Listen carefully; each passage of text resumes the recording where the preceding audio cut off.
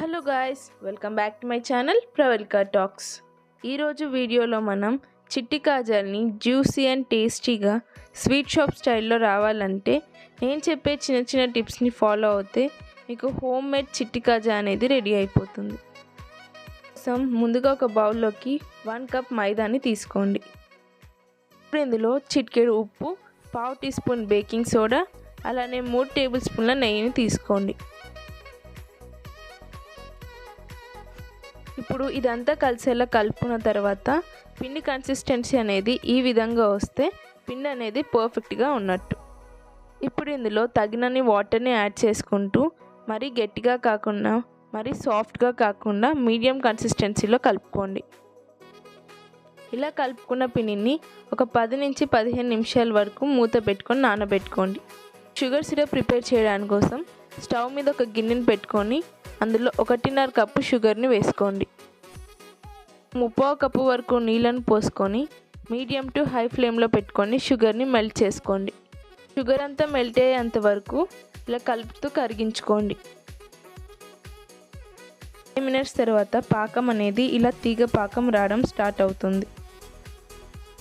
ఇప్పుడు stove off చేసుకొని 1/2 tea spoon నిమ్మరసం, అలానే 1/2 టీ స్పూన్ యాలకుల పొడిని వేసుకొని ఒకసారి కలుపుకొని పక్కన పెట్టుకోండి.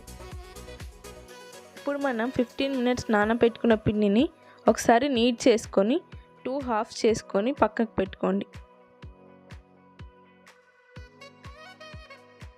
ఇప్పుడు ప్లాట్ఫామ్ మీద పొడి మైదా పిండిని జల్లుకుంటూ పిండిని ఈవెన్గా స్ప్రెడ్ చేయండి. పిండిని ఇలా రెక్టాంగిల్ షేప్లో వచ్చే వరకు స్ప్రెడ్ చేసుకోండి. కొంచెం పొడి మైదా పిండిని జల్లుకుంటూ స్ప్రెడ్ చేయండి. అన్ఈవెన్ ఎడ్జెస్ని కట్ చేయండి.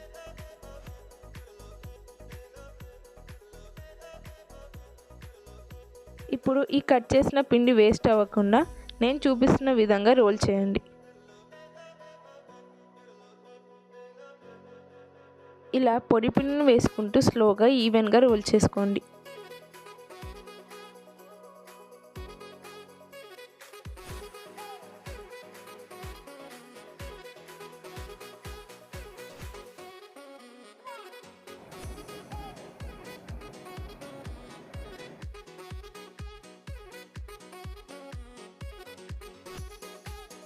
ఇప్పుడు చివర్లో వాటర్ని అప్లై చేసుకొని రోల్ చేసుకోండి. ఇప్పుడు ఈ వీడియో క్లిప్లో చూపిస్తున్నట్టు ఈవెన్గా రోల్ చేసుకోండి. నైఫ్ తీసుకొని 1 ఇంచ్ ఈవెన్గా కట్ చేసుకోండి.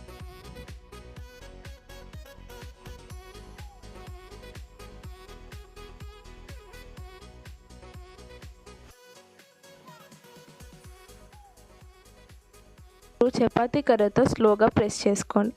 మీకు కావాలంటే చేతితో కూడా ప్రెస్ చేసుకోవచ్చు.